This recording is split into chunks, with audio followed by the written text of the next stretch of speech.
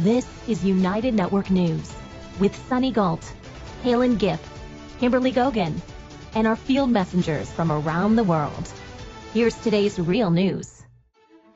It's May 7th, 2025, and here are today's stories. White smoke or black? The world watches as the Catholic Church begins choosing the next pope. Find out what happens inside the conclave. What if you couldn't open a bank account or save money safely? For millions of people worldwide, being unbanked is a daily struggle. We'll explore what's behind this financial divide. Then in South Africa, one community is reimagining sustainable living with farm schools and natural homes. Meanwhile, Iraq faces a shocking climate contradiction, drought and floods happening at once. We'll break down how that's even possible. Plus, ever feel like your mood affects the room? One of our field messengers shares how our emotional energy might be more powerful than we think. We'll also dive into the global debate around GMOs, why some countries are banning them altogether. And finally, join us at Spiritfest in South Africa, where music, mindfulness, and meaningful connections take center stage. Pope Francis passed away on April 21st, and now the Catholic Church is preparing to choose his successor. Today, 133 cardinals gather in the Sistine Chapel for the secretive conclave, where a two-thirds majority is needed to elect the next pope. There's no time limit for a conclave to elect a new pope. On the first day, one vote is held. If no decision is made, cardinals vote 4 times a day, 2 in the morning, 2 in the afternoon. After 3 days without a result, they can take a day off for prayer and discussion. The process continues until a majority is reached. Interestingly, according to data, the longest papal election lasted an incredible 1,006 days after Pope Clement IV's death in 1268, as cardinals argued over politics and families. Frustrated, the people of Viterbo locked them up until they elected Pope Gregory X in 1271. This is actually how the term conclave, meaning under lock and key, originated. Before 1274, popes were often elected the same day, but rules now require a waiting period. The fastest conclave under this rule was in 1503, when Pope Julius II was elected in a few hours. The youngest pope, John VII, was only 18, while the oldest popes, Celestine III and Celestine V, were nearly 85. Although popes are usually cardinals, it's not a requirement. Urban VI, for example, was a monk and archbishop. During the papal conclave, ballots are burned after each vote. White smoke means a new pope. Black smoke means no decision yet. The smoke color comes from chemicals added to the burning papers. On May the 2nd, a special chimney was set up on the Sistine Chapel for the big moment. Once a pope is elected, the cardinal deacon announces Habemus Papam from St. Peter's Basilica, introducing the new leader and his chosen name. The papal inauguration mass follows, where the new pope receives the fisherman's ring and pallium. If you're looking for a mostly accurate take on the pope election process, at least as noted by religious experts, you could check out the 2024 movie Conclave. For a deeper look behind the scenes of the conclave, stay tuned for the upcoming Global Intelligence Agency report. Access to financial services is something most of us take for granted, but for millions of people around the world, it's still out of reach. Being unbanked means not having a bank account or access to basic financial tools like credit or savings. This issue is most prevalent in developing countries where poverty, poor financial infrastructure, and lack of documentation make it hard to access banking. For example, financial inclusion in Africa is improving, but there are still gaps for women, poor adults, those with less education, rural residents, and young people. According to Global Findex, the gender gap in account ownership is 12 percentage points, which is double the average for developing economies. some countries are making progress. Mali cut its gender gap from 20 points in 2017 to just 5 in 2021. And South Africa hasn't had a significant gap since 2014. In Kenya, mobile money has been a game changer for traditional bank accounts.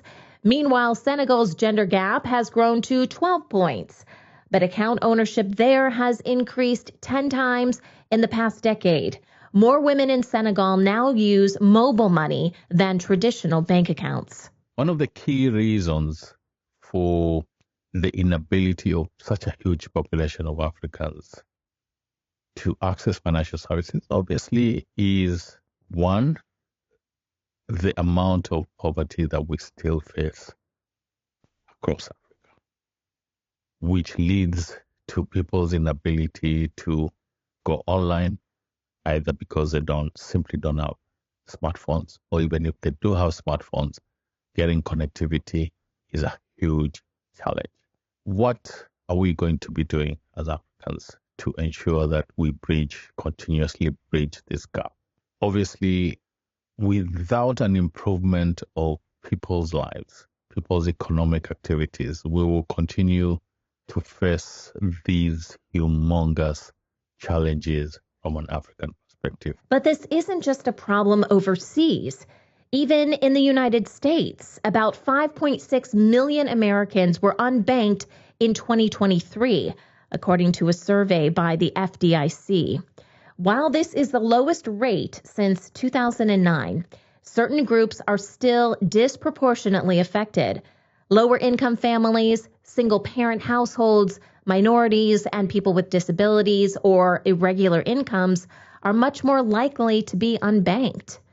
Then there's the underbanked, people who have a bank account but still rely on alternative services like payday loans or check cashing places. In 2023, about 19 million U.S. households fell into this category. This issue tends to affect households without a high school education and communities like Black, Hispanic, American Indian, Alaska Native Hawaiian, and Pacific Islanders. Many unbanked households in the U.S. say they avoid banks due to high fees, low balance requirements, and a general lack of trust in the system. According to the FDIC, I got to read this one because it's a stat. 13.8% of Black households are completely unbanked. The hell does that mean? It means they don't go to the bank. Either they can't because of their credit, they don't trust the system, or they don't even have enough funds to actually bank with. 13.8% compared to white households at 2.5%. Now, that's a drastic difference. I didn't break it down in between women and other minorities, but I'm going to tell you that it is probably within those same realms. Now, you talk to me and think about you not banking. How hard would it be not to have a debit card? Experts say the main reason people remain unbanked isn't lack of access, it's lack of money. In the Philippines, for instance, a 2017 study showed 60% of unbanked individuals didn't have enough money to open an account, while 21% said they simply didn't need one. Only 18% mentioned documentation issues, which are often blamed by critics of banking regulations. Globally, a 2015 World Bank report found a similar pattern, with 59% of people saying the main problem was not having enough money. Cultural factors also play a role, with some relying on family members who already have accounts. To improve financial inclusion, efforts should focus on helping people earn more income, something many developing countries are still struggling with. A community group in South Africa comes together every year to plan their exciting sustainable projects and activities, like farm schools and natural homes. UNN Field Messenger Michelle shares this planning day with us. Greetings, Cosmic Family. So today, the women of the community have gathered at this most beautiful house, and we have gathered here today to plan the agenda for our year ahead regarding farm school, hiking activities, and just a wonderful variety of community outings that we have planned. So I would just like to give you an idea of how beautiful and how much thought has gone into this beautiful environment. We have created a variety of all homemade snacks for the event. And then just to give you an idea how beautiful this handmade self-sustainable cottage is. There we go. Bunk beds for children. A lovely farm kitchen, all handmade. Here is a beautiful outdoor splash pool. We gather water, rainwater, into the tanks, but we also pump water from the river, the natural river in the mountain and the springs.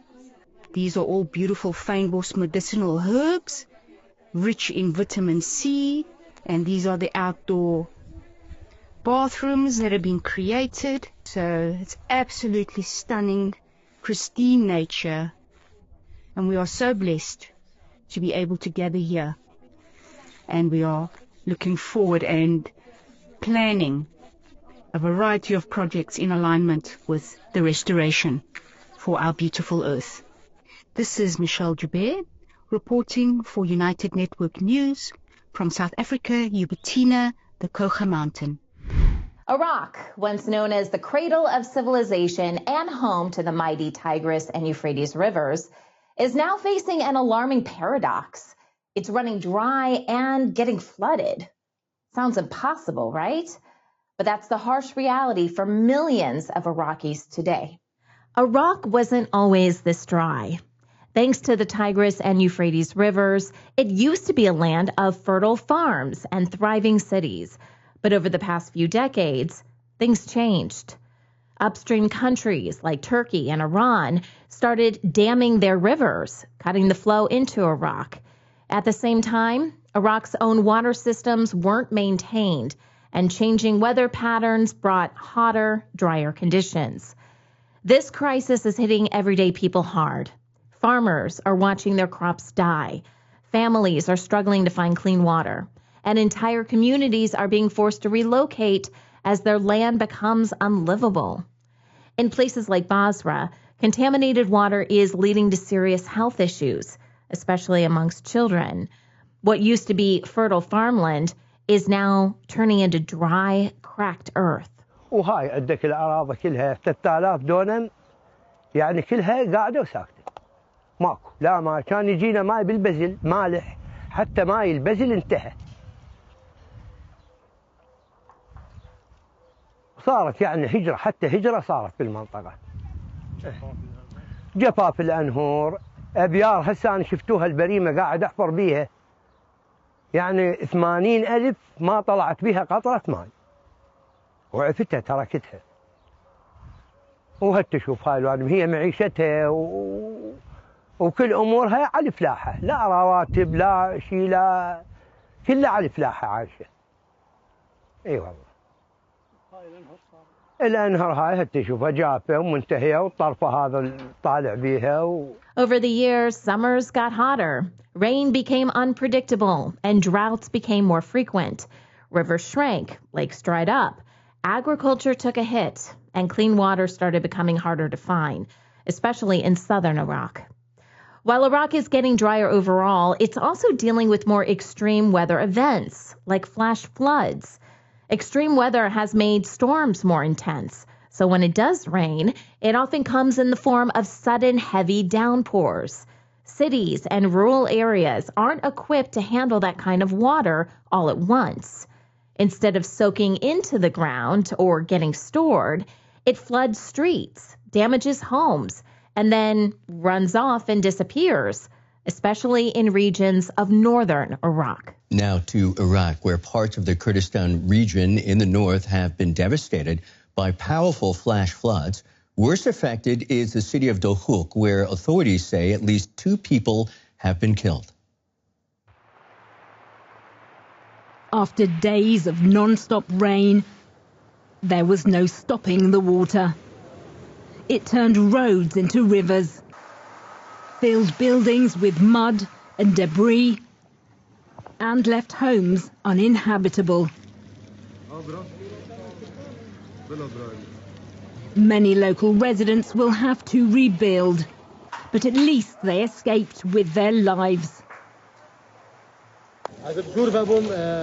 I was inside the house when a big wave of water came. The whole house was filled with water. We ran to the second floor because the entire first floor was flooded. Help arrived and thank God they saved us. Finding the right way to help Iraq deal with both water shortages and flash floods isn't easy. While building more dams and reservoirs might seem like a straightforward solution, the reality is more complicated. Dams could help Iraq store water during the rainy season and manage flooding, giving communities more control over when and how water is used. However, dams can seriously disrupt ecosystems by blocking fish migration, reducing natural sediment flow, and altering the delicate balance of river habitats. In some cases, they've caused more harm than good by drying out wetlands or damaging farmland downstream. There are also smaller local infrastructure projects happening that offer real hope, especially for rural communities and farmers. One example is the installation of a small-scale rainwater harvesting system. In parts of northern and central Iraq, these systems are helping capture and store rainwater during the short, wet season, giving communities a backup water source during dry spells. They're simple but effective, collecting water from rooftops or small catchment areas and storing it in tanks for later use in farming or household needs.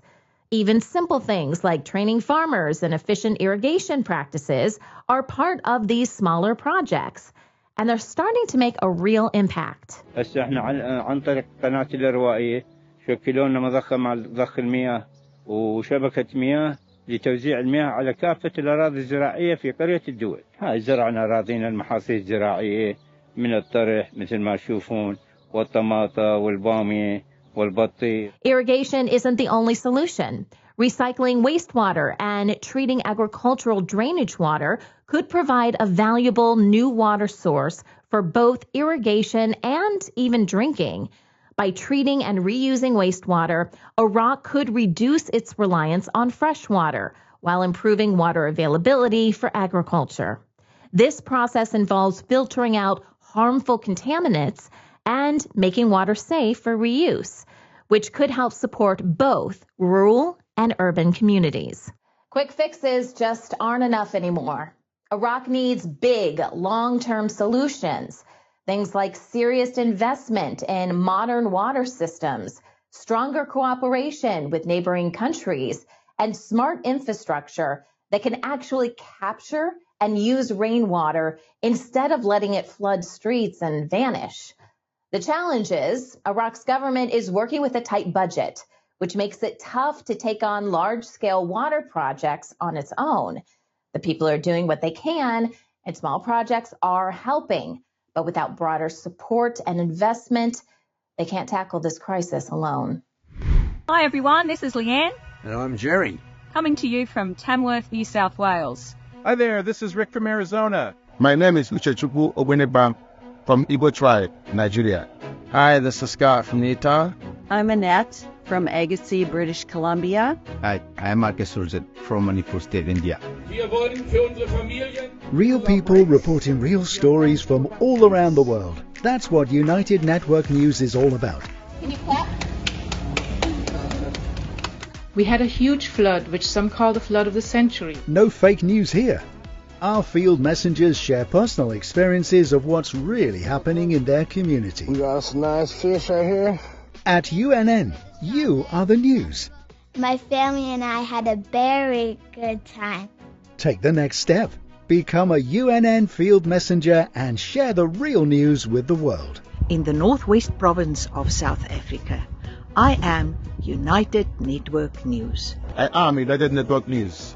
I am United Network News. I am United Network News, and if it's going to be, it's up to me.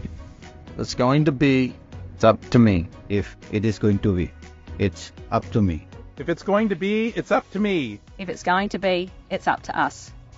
Field Messages, United Network News. See you next time. Step into a world of possibilities with New Earth, a groundbreaking series that shines light on holistic ways to live, work, and thrive.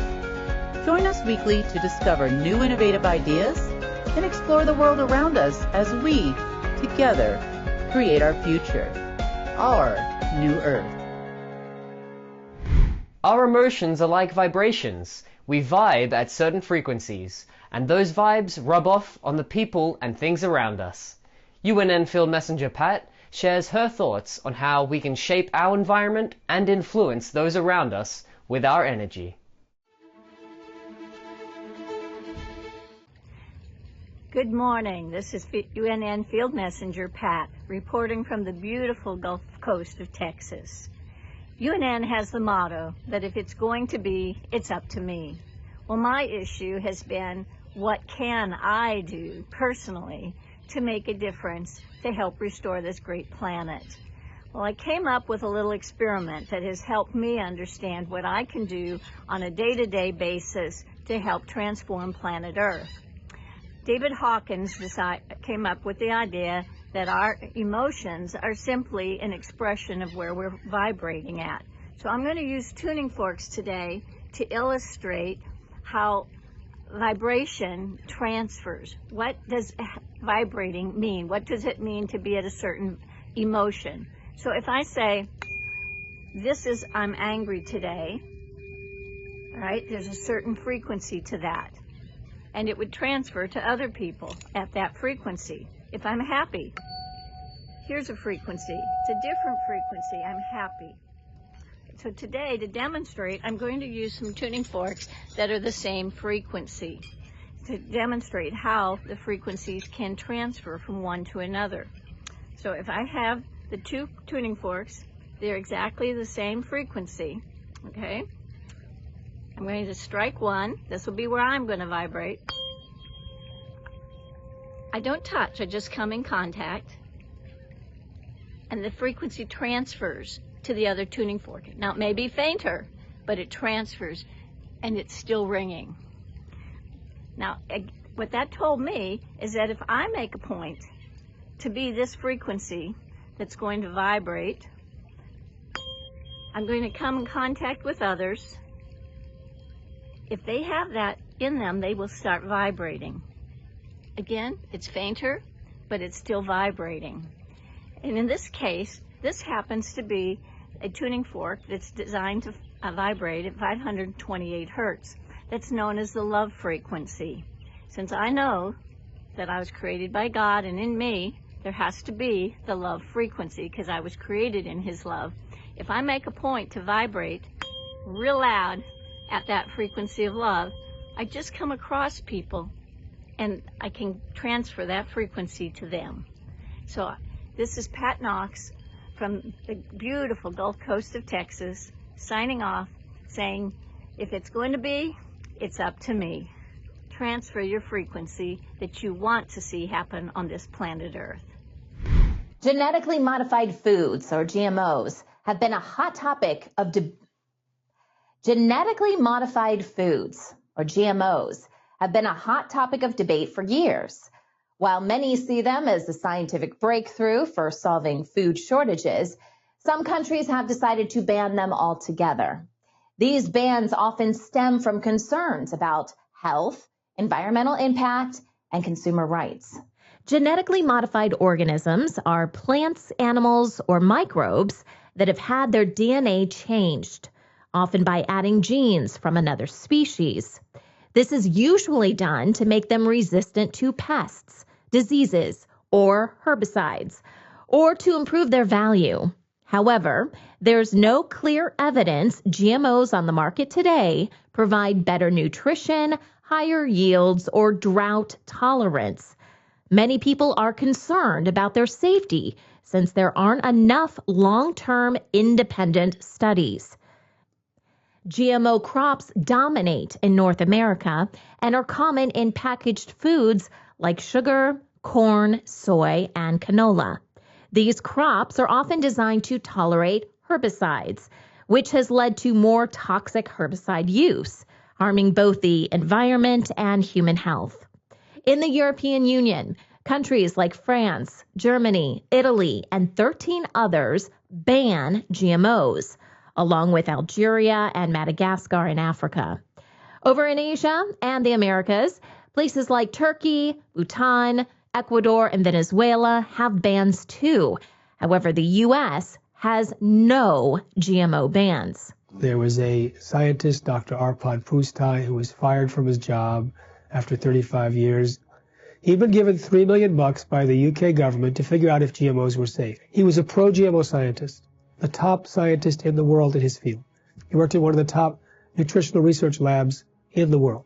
He discovered, quite to his surprise, that the generic process of genetic engineering caused massive collateral damage in the DNA and caused damage in nearly every organ and system of his rats in just 10 days.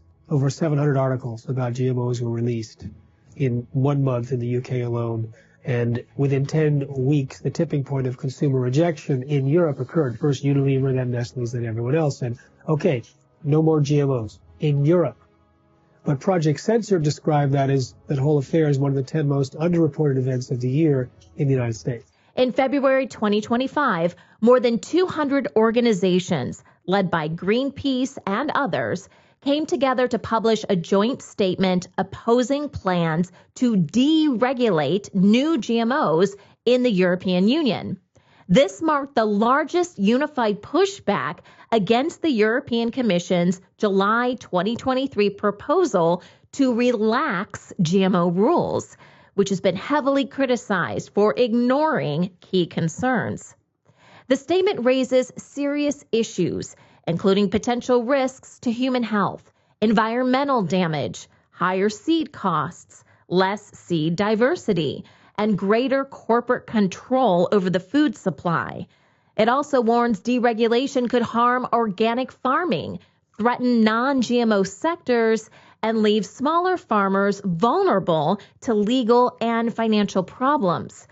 The organizations are calling on European countries to step up and protect farmers, breeders, and consumers by stopping the deregulation of GMOs.